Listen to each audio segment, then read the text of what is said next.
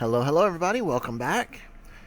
This is Professor West, and in this segment we are going to use MIT AppInventor and start talking about animations in our games.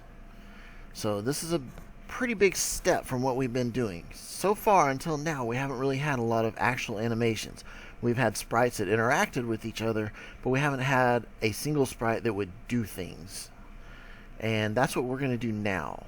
So let me give you an example here. This is the old Mario from Super Mario Brothers. See how he's basically running. And once you get your sprite to be able to do something like that, it's a pretty simple thing to make him actually run along or jump or do whatever you want. So we're just going to go through some basic techniques for doing this today. And to start, let me get rid of that. Let's do a new project. And I'm going to call this one Birds. It's very, very simple. I've already got one named Birds. Okay, let's call this one like Birds 4, I think. This will be a very simple little animation, but the concepts behind it will work in all of the big animations that you want to do. Because it's actually very, very simple. And we only need a few things on here. Let's put a canvas. So let's go over to Drawing and Animation and add a canvas, because remember you can't have image sprites without being on a canvas. And we're also going to add a button. So let's grab a user interface button and stick it right below it. So first and foremost, let's take our canvas and let's tell it to fill the width for the height and fill the parent for the width and height. And that's going to make it pretty big. And let's go ahead and adjust our text button too. And I'm just going to put start on it. And even though we're only going to have one button in the entire program, it's still a good idea to rename it. So btn start. It's always a good idea to get in the habit of doing things. That way you don't forget when you get into bigger programs. So let's go ahead and add our image on here. So let's go down to Drawing and Animation and grab an image sprite, and I'm just going to stick it somewhere towards the middle. Doesn't really matter where for this one. And I'm going to go ahead and I'm going to adjust the height in pixels to about 50, and I'm going to adjust the width in pixels to about 50. But I'm not actually going to assign a picture to it. Until now, we've always went ahead and put the pictures on there, but I'm not going to do that yet because we're going to do that in the code. So the other thing that I need right now is a clock. So let's come over to Sensors and let's get a clock and drag it on. Notice it's going to put it below the screen just like it did in the other programs that we've done. And a clock is just going to repeat a certain amount of code, which we're going to give it in a few minutes, every time the interval gets reached. And right now the interval is set to 1,000 milliseconds, which is 1 second. So let's go ahead and change that, and let's drop it down to about 100. So instead of doing something once every second when it was 1,000, now it'll do it 10 times a second. And that'll just make our animation look a little smoother. And let's go ahead and uncheck the enabled button, because we're going to enable it with our code. And that's all we really have to do right now. So let's jump right in to the code. Go over to the blocks, and I'm going to start by creating a variable. I'm going to call this variable frame.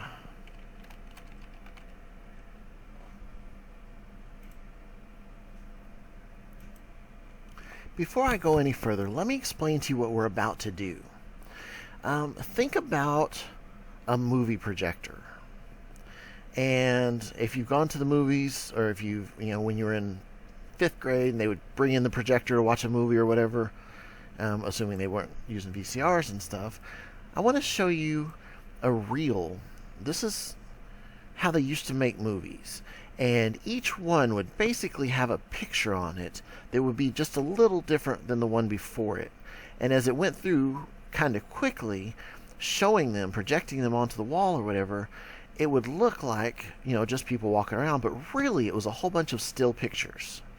That's what we're going to do here. That's how animation works. I mean, there's some other things that we can do, but for now, let's just stick with this. So I've got my variable here called frame, and basically each one of these little segments on this movie reel is a frame, and we're going to have a frame and then another frame and another frame, and the picture's going to change a little bit, and it's going to give it the impression that the whole picture's changing. And that's what we're about to do. So let's come over and let's add some code for our button, for our start button. Let's get a click and let's put it right on there. And what do I want to do? Well, the first thing I want to do is start my clock. So let's come over to clock and let's come all the way down. There's only a few options down here. Set clock 1 timer enabled. And we're going to plug that right in. And we're just going to tell it true. So come over to logic and grab a true and plug it in. This starts my clock. And the clock's what's going to control our animation. So the other thing I want to do is when we push that button is I want to tell where my sprite's going to be, where my picture's going to be. So let's come down and we clicked on sprite. Let's come down to the purple section, to the fourth one, and get this one that says move to. And let's plug it in. Now let me go back and show you something real quick. I put mine right here this time. If you look over here, it tells you what the X and Y location are. Remember, the X is how far it is from the left screen, the Y is how far it is from the top. So right now I'm at 165 and 145. If I move it a little to the left, then that number goes down. So I just want it to be somewhere in this area. So I'm going to stick to about 160 and 145. And I'm just going to give it these numbers for now, 160 and 145. Yours doesn't have to be exactly like mine. This is just where it's going to appear on my screen.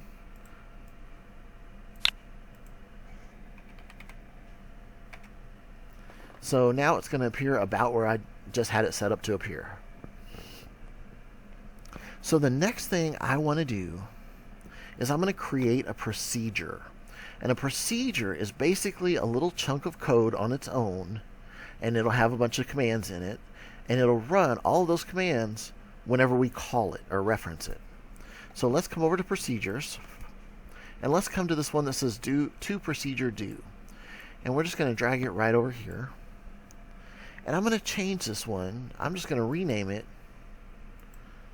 Animation Procedure,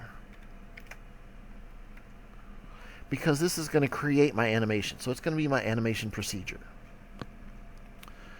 And so what I want to do is, first, I told you that I'm going to have some frames. Let me go back to Designer and let me upload these pictures for you real quick. And these pictures can be found in the supplemental material. I gave them out in class the other day. So it's just pictures 1. Literally, I named it 1, 2, 3, 4. And that's what we're going to use. 2,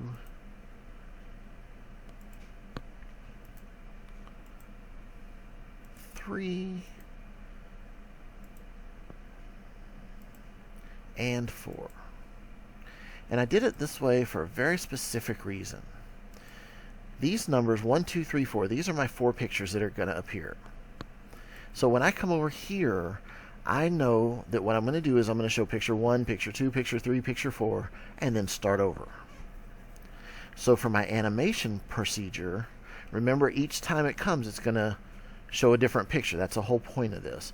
So I'm going to check, I need an if-then-else statement to make sure that I'm still in those 4 pictures, because I've only got a total of 4.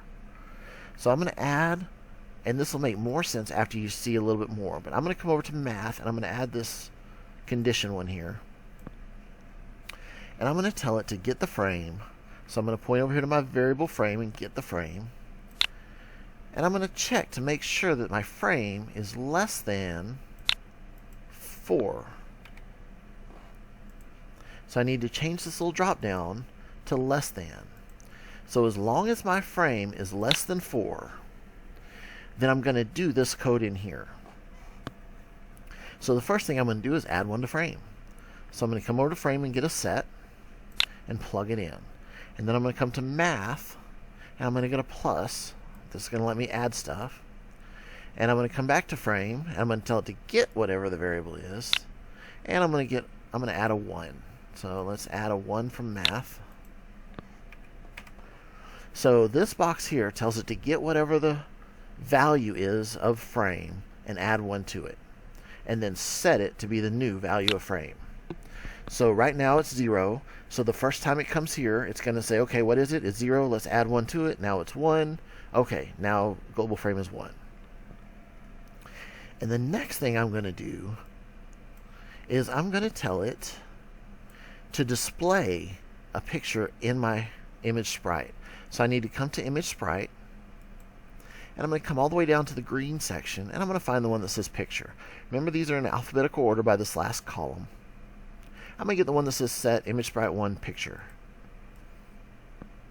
And I'm going to put it right here in with my orange global frame one. And now I'm going to tell it which picture I want.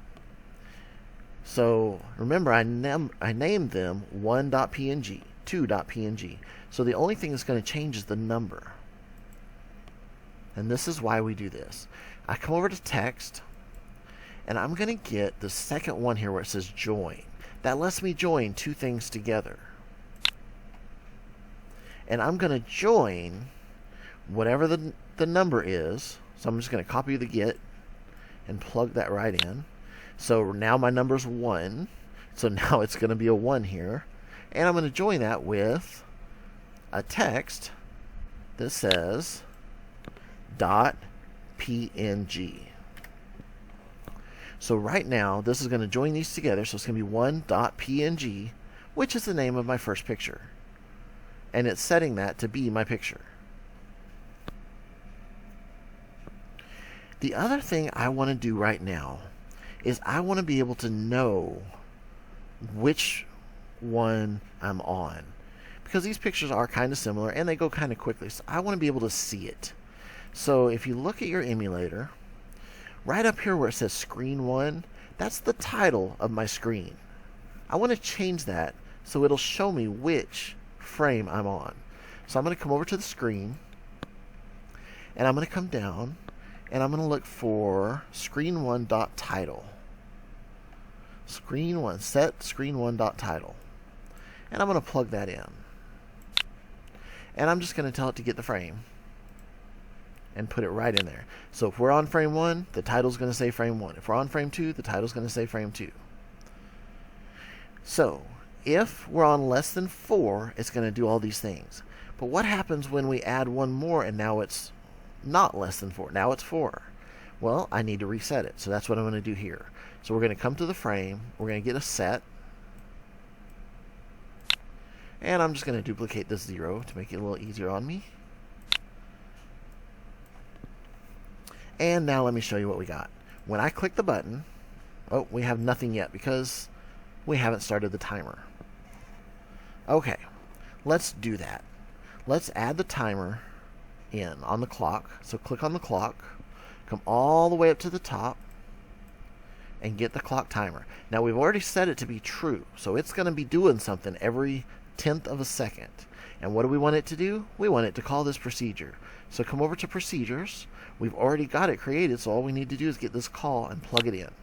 And now it should do everything that we put in here. And let's test it. There's my picture. See how it looks like it's moving, but that's actually 4 different pictures. And the emulator closed. Alright, I'll have to pause and restart that.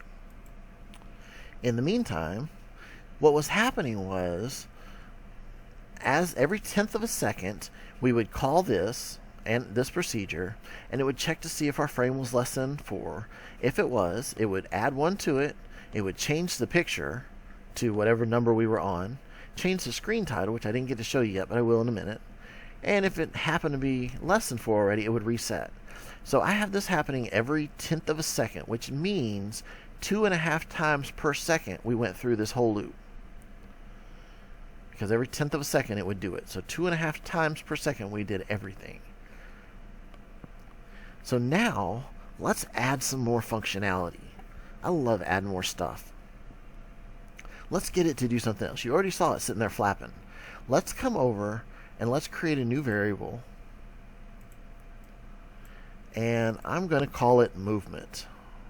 Yeah, I know it messed up. Okay. Movement. And this is going to control the movement of my little bird that I just made that was flapping around. So,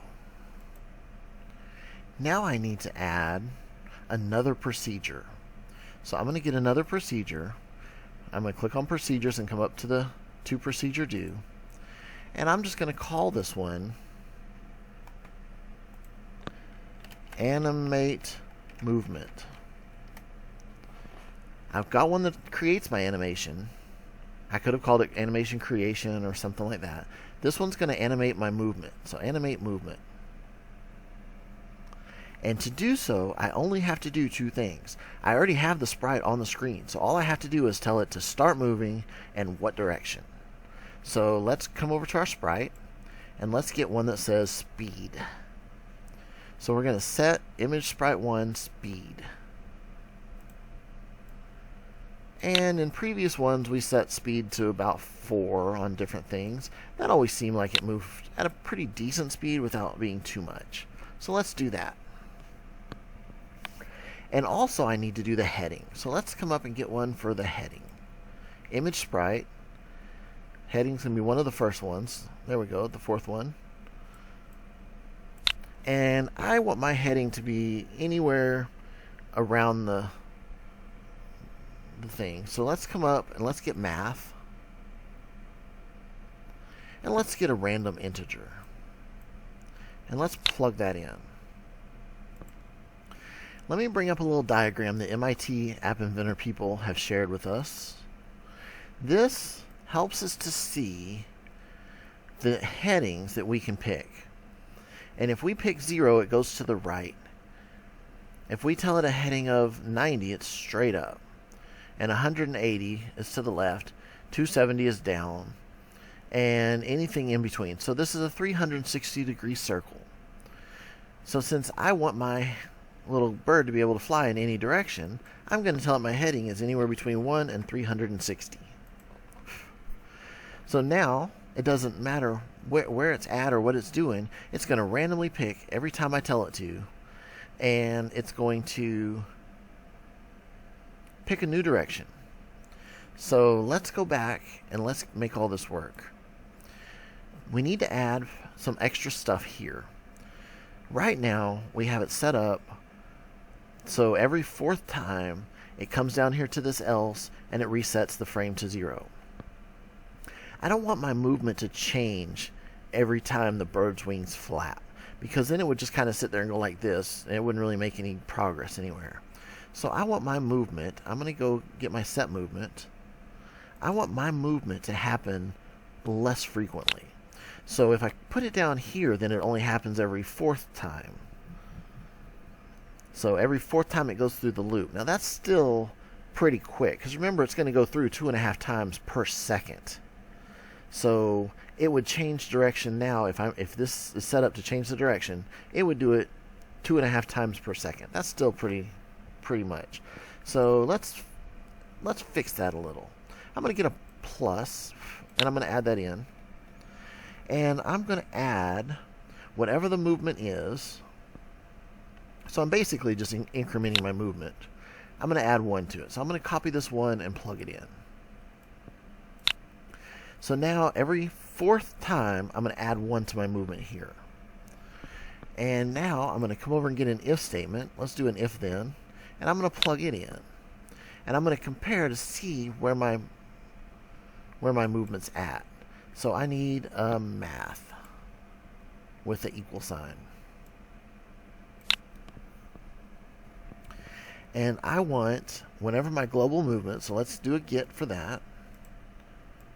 Whenever my global movement is greater than or equal to, and I'm going to say 10. I'm just going to duplicate this. I'm going to put it in, and I'm going to say 10. Now remember, it does this 2.5 times per second. So every 4 seconds, it's going to reset the direction, is what I'm going to do here. So we can adjust that later if we need to.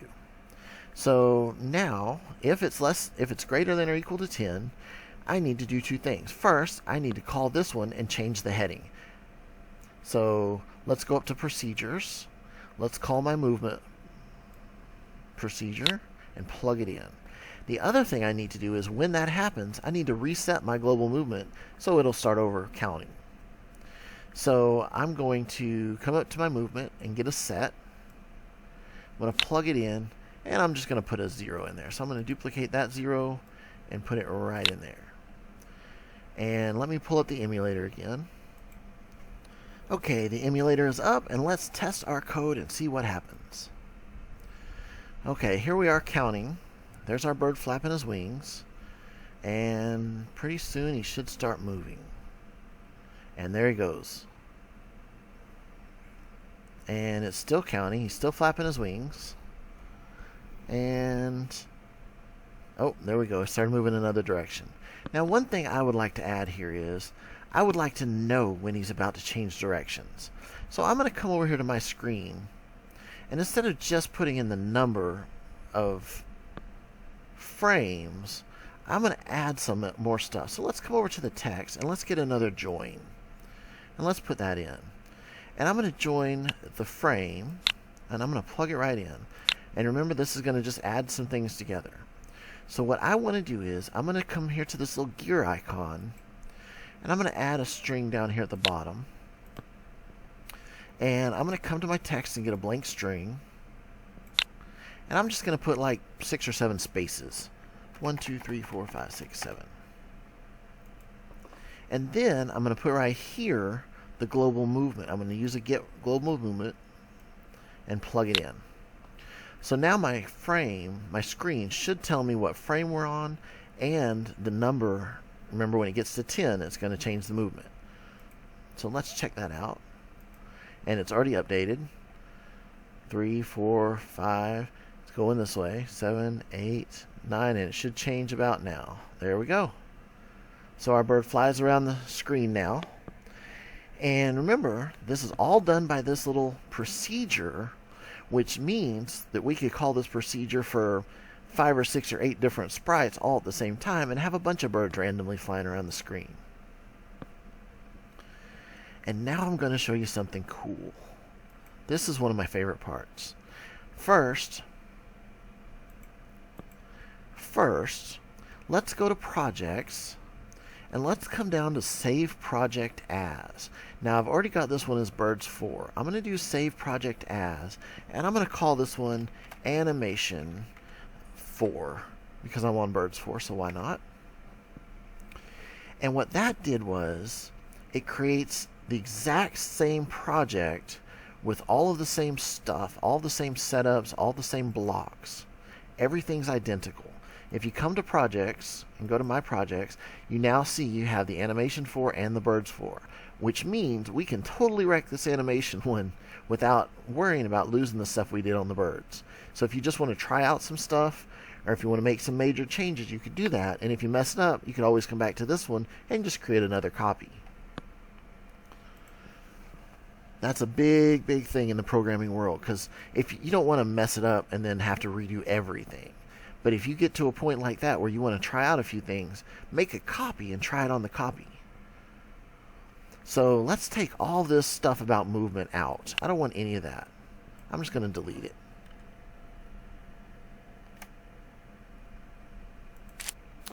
And I don't need this animate movement anymore. I'm going to delete that too. So I don't need any of that. And let me show you what I'm going to do next. I'm going to come back to the designer, and I'm going to upload some more pictures. And these pictures are going to be Mario, Super Mario from the Mario game. And I'm just going to show you how you can make it look like he's running. If you never played the Super Mario game, I mean, I know a lot of people play the one where he's driving around in the golf carts or go-karts or whatever, but in the old games, he would run around on this screen, and it was pretty much an endless screen, and you'd run and run and run and go through all this stuff, and he really only had a few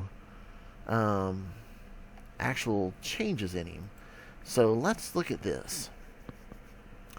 I named each one of these Mario1.png. Remember, we were already using 1.png. Now I just named it Mario1.png, Mario2.png.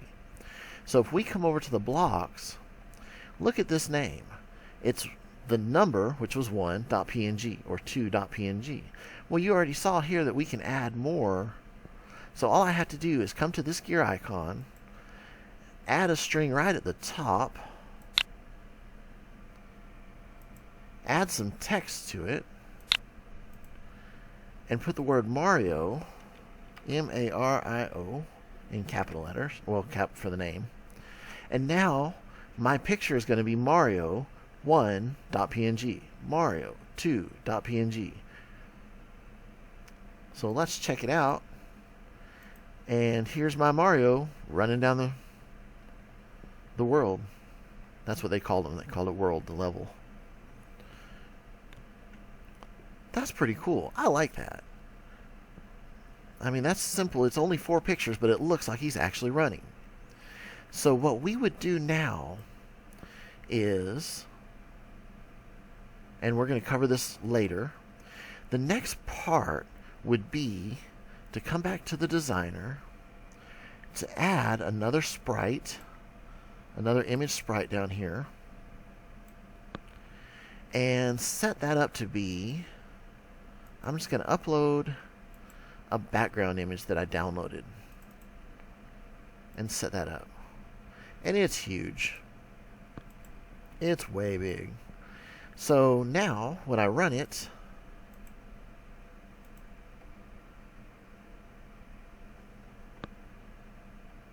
has to reset. Sometimes these do not reset properly.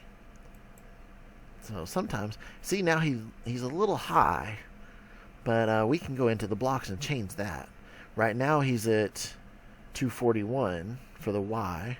And remember, the Y is how far from the top of the screen he is. Oops. So let's say right now this one says 145, so let me make it 185 and see if that changes it. That's a lot closer. Let's do it again. Let's do 195. Oops. Not 1958. And now it looks like he's running right across the top of that land. In the game, as he's doing this, the land would be moving this way slowly, and it would look like he was running down the land, down the world. So that's all this is. That's how they used to do animations. And that's still how we do a lot of animations today. If you play one of the newer games that's out, like, I don't know, Halo or Unreal Tournament or something like that, if you really watch, you'll notice that they have the same movements that they do again and again. So even how they bring up the gun, that's all one little series of pictures that's going to be one animation.